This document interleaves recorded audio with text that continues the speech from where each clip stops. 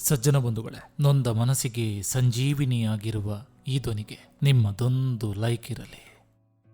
ಒಂದು ಸಂಬಂಧ ಅಂದಮೇಲೆ ಒಬ್ಬರು ಇನ್ನೊಬ್ಬರ ಭಾವನೆಗಳಿಗೆ ಬೆಲೆ ಕೊಟ್ಟಾಗ ಮಾತ್ರ ಆ ಸಂಬಂಧದಲ್ಲಿ ಪ್ರೀತಿ ಇರುತ್ತೆ. ಇಲ್ಲ ಅಂದ್ರೆ ಆ ಸಂಬಂಧದಲ್ಲಿ ಅನಿವಾರ್ಯತೆ ಇರುತ್ತೆ, ಪ್ರೀತಿ ಇರಲ್ಲ. ತಟ್ಟೆಯಲ್ಲಿನ ಅನ್ನ ತಿನ್ನುವಾಗ ಯಾರಿಂದಲೂ ಕಸಿದಿಲ್ಲ ಎಂಬ ಖಾತರಿ ಇರಬೇಕು. ದಿಂಬಿಗೆ ತಲೆ ಒರಗುವಾಗ ಯಾರಿಗೂ ಅನ್ಯಾಯ ಮಾಡಿಲ್ಲ ಎಂಬ ನೆಮ್ಮದಿ ಬೇಕು.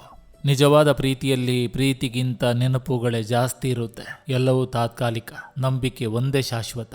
ಬದುಕಿದ್ರೆ ಹೇಗೆ ಬದುಕಬೇಕು? ನಮ್ಮನ್ನು ಕಳೆದುಕೊಂಡವರಿಗೆ ಪಶ್ಚಾತ್ತಾಪ ಪಡುವಂತೆ ಇರಬೇಕು. ನಮ್ಮನ್ನು ಉಳಿಸಿಕೊಂಡವರಿಗೆ ಅದೃಷ್ಟ ಎನ್ನುವ ರೀತಿ ಬದುಕಬೇಕು. ಕೋಪ, ಮುನಿಸು, ಜಗಳ ಎಲ್ಲಿರುತ್ತೋ ಅಲ್ಲೇ ನಿಜವಾದ ಪ್ರೀತಿ ಇರೋದು. ಆದ್ರೆ ಕೆಲವರಿಗೆ ಅದು ಅರ್ಥ ಆಗೋದಿಲ್ಲ. ಸಹವಾಸ ಸರಿಯಿದ್ರೆ ಬದುಕು ಅರಳುತ್ತದೆ, ತಪ್ಪಿದ್ರೆ ಜೀವನವೇ ಕುಸಿಯುತ್ತದೆ. ಸಂಬಂಧ ಬೆಳೆಸುವ ಮೊದಲು ವ್ಯಕ್ತಿಯನ್ನು ಸರಿಯಾಗಿ ಅರಿತುಕೊಳ್ಳಿ. ಪ್ರಪಂಚ ಹೇಗಿದೆ ಅಂದ್ರೆ ತನಗೆ ನೋವಾದ್ರೆ ಮಾತ್ರ ಅದು ನೋವು, ಬೇರೆಯವರಿಗಾದ್ರೆ ಅದು ಅವರ ಹಣೆಬರ.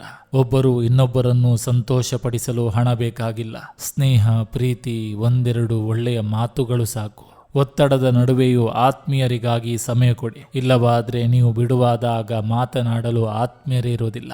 ಸುಳ್ಳು ಕೆಲಕಾಲ ಗೆದ್ದಂತೆ ಕಾಣಬಹುದು, ಆದರೆ ಮಹಾಭಾರತದ ಕೊನೆಯಲ್ಲಿ ತೋರಿಸಿದ್ದು ಒಂದೇ: ಸತ್ಯದ ಹೆಜ್ಜೆ ನಿಧಾನವಾಗಿದ್ರು ಅದರ ಗೆಲುವು ಶಾಶ್ವತ.